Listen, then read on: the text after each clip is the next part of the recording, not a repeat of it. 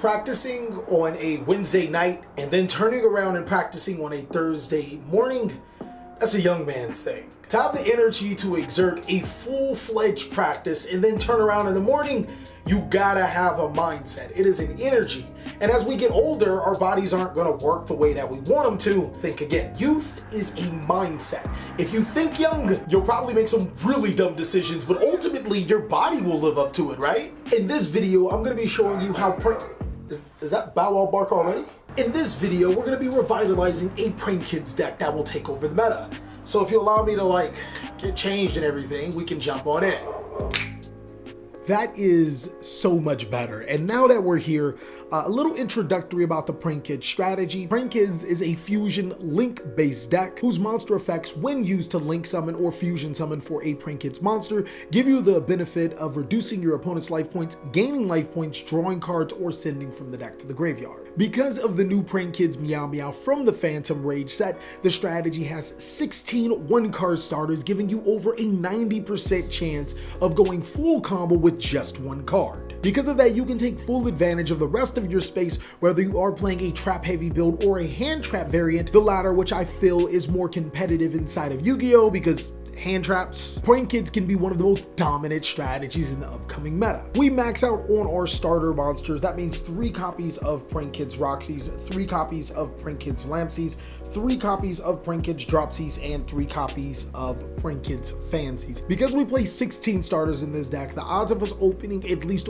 one Prank Kid is astronomical. Some players have been dropping Prank Kids Roxy to 15 because the numbers really don't change. I don't really disagree either. I mean, if you back yourself by numbers, you're not pranking anybody here. It's just mathematically correct. There are some cards in your hand that you want to banish and potentially get other cards from your deck to your hand. It's just how Prank Kids work, and Roxy's, kind of has that effect. One thing I do want to point out is that you can activate any of these effects and not special summon a Prank Kids monster. That's really important in case you want to dodge Nibiru, or even more importantly, in case you want their first effects, because they're pretty good. Now, I'm not 1000% confident with my hand trap lineup, and I'll be able to explain to you why.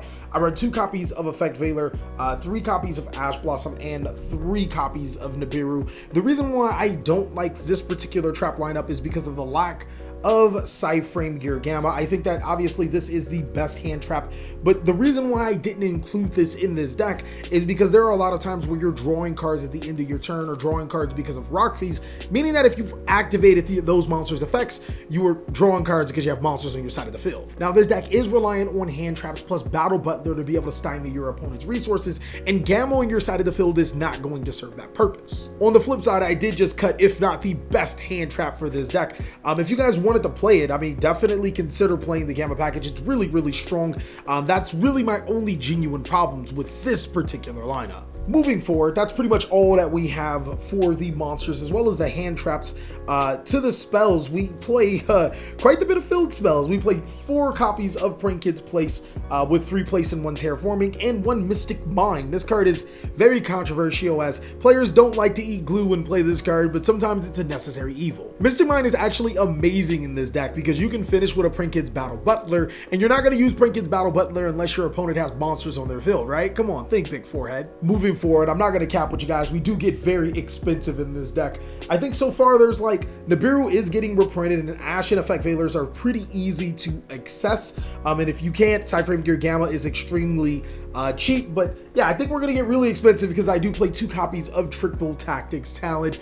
Boy, this card is amazing in the deck. So one thing that I do like about the Prank Kids strategy is that it is extremely hard to hand trap. If you play the deck correctly, cards like Prank Kids Place and Prank Kids Rock and Ride will prevent your opponent from using cards like Ash Blossom and Joyous Spring on your critical pieces. But that doesn't stop them from activating monster effects on their field. This card not only helps you play through disruptions by giving you 2 cards, which is just phenomenal for this Prank Kids deck. It's like extension plus. If you already have full combo, you can peek at your opponent's hand and rip a card or snatch one of their monsters and use it for a link. This card's really dumb. But of course, if you cannot afford TTT, which I'm not gonna hold you, Pot of Desires is actually a really good card, or you could just not play Tactics at all. This is a 42 card deck. But moving forward, one spicy tech, another card that you don't have to play, you could substitute a 1 for 1 for, which would give you 17 starters, is 1 copy of Pot of Avarice. Now, on surface level, Pot of Avarice does feel like a win more card, but then you have to put it into theory.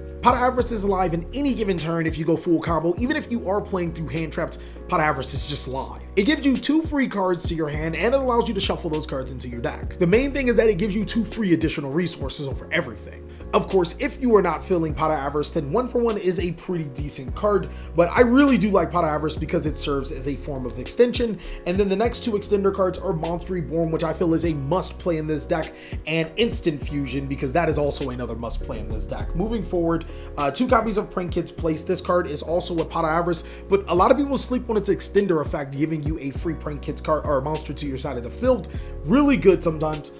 2 copies of Prank Kids Pandemonium. This is a card that you do not need 3 copies of, just for the sole reason that it restricts you in a Prank Kids card for the duration of the turn. The card is really good, but extremely searchable through 1 card, so it's not necessarily necessary. Next is Thunder Dragon Fusion and 3 copies of Polymerization. This is another card that I was extremely iffy on. Now, Polymerization is essentially called by the grave. I will show you in the combo tutorial why this card is so important, but if you are feeling a little risky, you can drop Polymerization for another card of your choice. One thing I would strongly suggest is to play 3 Polymerization or 0 copies of Polymerization. The reason why is because you want to open this card as a part of your combo. You have an 80-something% chance of opening 2 Prank Kids monsters, so even if your opponent does stop your first play, Polymerization could follow up with a second play, which will still give you full combo. So again, playing 2 copies, 22%, playing 3 copies, 34%, so it's a 3 or 0 thing. You just need to play 3 or 0 Polymerization. This is also like the prime target to banish for Roxy's if your opponent doesn't stop you. So that's what I do like about Polymerization. Take it out for hand traps if you want to take it out for hand traps. It doesn't matter. For the traps, 3 copies of Infinite Impermanence and 1 copy of Prank Kids Plan. If you guys cannot afford Infinite Impermanence, maybe consider playing those Cypher Mirror Gammas or maybe more Effect Veilers inside of this deck. Ghost Over and Snow Rabbit is also a really good card. And as much as I do love Droll and Lockbird, I'm still kind of iffy on main boarding it, but Infinite Impermanence does get a reprint in the maximum gold set. That is it for the main board at 42 cards. 42 does not change the consistency. Actually, I looked at the numbers. It was like it went from whatever 0.24% chance to like 0.19% by adding 2 cards, so it was literally negligible. Next, for the extra deck, 2 copies of Battle Butler, really mandatory in this deck. 2 copies of Prank Kids Rocket Ride. This card's amazing.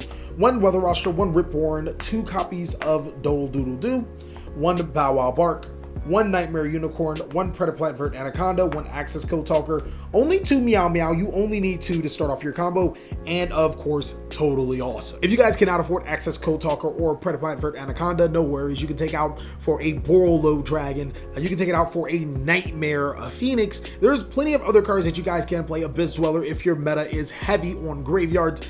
These aren't mandatory, but this is like an out to Dragoon, and this card's like stupid good in this deck. It's very easy to summon. But now that we are done with the main board and the sideboard, I'm going to show you some really cool Prank Kids combos and why I play 3 Polymerization. So let's jump on it. Okay guys, so one thing I did forget to talk to you guys about before I got into it was some really good going first / sideboard cards. These were cards I dropped out of the main board. I thought they were really good, but not main board worthy. If you know you're going first, they're awesome, and that is There Can Be Only One. This card is phenomenal with the bee's knees, because no other deck in Yu-Gi-Oh right now that is a top meta deck can play with this card. Dinos, Infernoble Knight, and even Rocket Dragon Link all can struggle under this card, but of course, not a great going second card. And then next is Skill Drain. This is a card that those decks can't really play through, but this deck definitely can, because, you know, your Prank Kid monsters effects are in the graveyard, and Battle Butler can tribute himself for cost. So there is so much to explain with the Prank Kid strategy and how it operates, chain blocking, when to summon a particular Prank Kids cards and whatnot. So throughout these card sequences, I hope to explain some of these interesting card choices, whether you agree or not agree with them, as well as provide some insight on the Prank Kid strategy. The 1 card combo is essentially a 1.5 card combo. It's going to require any Prank Kids monster. You have 16 ways to get into that Prank Kids card. I'm going to use Prank Kids Place because it'll allow me to show you how you can chain block your opponent and then any additional card in your hand. you're first going to start off by activating that Prank Kids Place or normal summoning that Prank Kids monster, and I typically like to get Prank Kids Dropsies if I have the choice. Main reason is because I like to get this card effect off in case I have the extenders to go into Totally Awesome. I'm going to normal summon Prank Kids Dropsies and then immediately use it for a link into Prank Kids Meow Meow, and then I'll trigger the effect of Dropsies to be able to gain 1000 life points and special summon Prank Kids Roxy's. Now I love to special summon Prank Kids Roxy's right here is because if Droll and Lockbird ever does become popular, when I make Prank Kids Doodle Doodle Doo, I'll be able to trigger both the effects of Roxy's and Doodle Doodle Doo in the same chain, meaning that if my opponent Droll and Lockbirds me right here, then I mean they kind of lose out because I'm not adding any other cards from my deck to my hand. Also, a point of emphasis is if you wanted to chain block your opponent from like Ash Blossom and Joy Spring from your Meow Meow, if your opponent had a monster on their side of the field, you can use Prank Kids Place's Chain Link 2 to reduce the attack of their monster so Dropsies would be able to resolve. From here, we're going to use Prank Kids Meow Meow and Prank Kids Roxy's for another link into Prank Kids Doodle Doodle Doo, and you typically will want to put Doodle Doodle Doo as Chain Link 2 and Roxy's as Chain Link 1, which will prevent your opponent from Ash Blossom you again, unless they want to stop Doodle Doodle Doo, which is not a great idea. Between Polymerization, Thunder Dragon Fusion, Triple Tactics Talent, Pot of Avarice, there are so many ways to get cards into your graveyard to draw more copies to get into your Prank Kids Pandemonium, or a way to fusion summon. This is going to be the hardest card or one of the dumbest cards for your opponent to hand trap. So resolving the effect of Roxy's, we're going to go ahead and banish the card in our hand to be able to special summon Prank Kids Fansies to our side of the field. Now I know this might seem a little counterproductive, but we're actually going to Prank Kids Pandemonium right here. Keep in mind, after we resolve the effect of Pandemonium, we cannot special summon any monsters other than Prank Kid monsters for the duration of our turn. We'll go ahead and fusion summon Prank Kids Rocket Ride, and here is another opportunity to dodge hand traps. If we do fear Psyframe Gear Gamma, we can make Prank Kids Place as Chain Link 2, and of course Prank Kids Fansies as Chain Link 1. If we wanted to resolve the effect of Rocket Ride, we can use it as Chain Link 2, and if our opponent had Ash Blossom and Joyous Spring still, and we didn't have Prank Kids Place, we would make the Prank Kids Rocket Ride Chain Link 2 and Fansies Chain Link 1, meaning that our opponent won't be able to Ash Blossom Ogre or Gamma depending on the certain situation. This deck is almost hand trap proof. So resolving the effect of Fansies, you can either send Prank Kids Pranks or Prank Kids Planned from your deck to the graveyard. I completely forgot to draw a card for the effect of Prank Kids Roxy's. I'm just going to give myself an Ash Blossom and Joyous Spring for being such a great tutor of the Prank Kids strategy. But you can send either or from the deck to the graveyard. I actually strongly recommend Prank Kids Place, but I'm going to put them both to the graveyard and we'll talk about those a little later. Resolving the effect of Prank Kids Fansies, we will special summon Prank Kids Lampsies to our side of the field, and then we'll use the effect of Prank Kids Rocket Ride to tribute itself to be able to special summon Prank Kids, well, any Prank Kids monster, it does not matter, and Doodle Doodle Doo back to our side of the field. Let me go ahead and put the Pandemonium into the graveyard, because from here we're going to link off our Prank Kids Fansies and our Prank Kids Lampsies into our Bow Wow Bark, which will trigger the effect of our Prank Kids Lampsies. Now we'll resolve the effect of our Prank Kids Lampsies. I will special summon Prank Kids Fansies to my side of the field. I like to summon Fansies because it has 2000 defense, and it, it's one of the most survivable Prank Kids monsters you can summon. Activating the effect of Prank Kids Doodle Doodle Doo, I'll tribute it off. I'll add Prank Kids Pranks and also Prank Kids Pandemonium from my graveyards to my hand, and then I'll set the Prank Kids Pandemonium, activate the Prank Kids Place. Now the reason why I feel that Prank Kids Place is a little bit stronger than Prank Kids Plan is through your end sequence when you summon Battle Butler, you typically don't want to use this card for a link. You want to use this effect to Raigeki your opponent twice, and if you want to summon Rip Roar and Roaster, you're going to have to use Prank Kids Battle Butler. Another thing I want to explain is that typically if you're playing against a deck that's like front row heavy, Battle Butler does enough. There's like really no decks that's going to need a front row wipe and a back row wipe. So Prank Kids Place actually does come out because it allows you to shuffle in Prank Kids Doodle Doodle Doo, your Rocket Ride, and your Prank Kids Roxy's. Actually, I'll even shuffle in the Fansies right here to be able to potentially draw another hand trap to stop your opponent. Because we're so great, I'm going to say we drew an Effect Veiler, and this could be potentially your board without the Prank Kids Plan. During your opponent's turn, you can activate the effect of Bow Wow Bark to add Prank Kids Lampsies and Prank Kids Dropsies to your hand. So with 1.5 card combos, you can go ahead and Pandemonium fuse all three of these bad guys into your Prank Kids Battle Butler, triggering the effect of your Prank Kids monsters to summon 3 other Prank Kids monsters to your side of the field. Let me just put 3 randos here, and then being able to wipe your opponent's board twice by using the effect of Battle Butler and Prank Kids Meow Meow. Not only that, you have the extender in the Prank Kids place, discarding a card to get you a free monster to your side of the field, which also serves as a pot of avarice in the grind game. But one thing I want to point out is that your board isn't always foolproof. There are times where your opponent will just wipe your entire board with ease. I mean, and that's where cards like Pot of Avarice can come in handy. This card does allow you to refuel your hand with 2 additional cards while also having plentiful of targets to put back inside of your deck. Let's just put a random 5 and then a random 3 back into the deck. Well, it looks like that's all of the cards to be able to draw up to 3 additional cards throughout that turn. So in this next card combo, I'm going to explain to you guys why Polymerization is really powerful.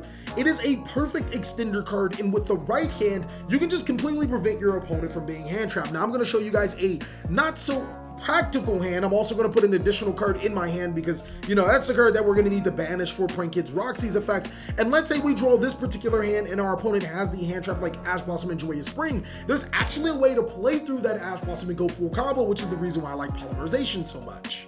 So I'm going to start off by normal summoning Prank Kids Dropsies, and then immediately using that Dropsies for a link, we're going to link summon into our Prank Kids Meow Meow, triggering the effect of Prank Kids Dropsies. Now, for all intents and purposes, your opponent can Cyframe Gear Gamma this Dropsies, which that will happen a lot. They can Ash Blossom and Joyous Spring that Dropsies, but regardless, we're going to say that Prank Kids Dropsies was negated. We still can press forward due to Polymerization.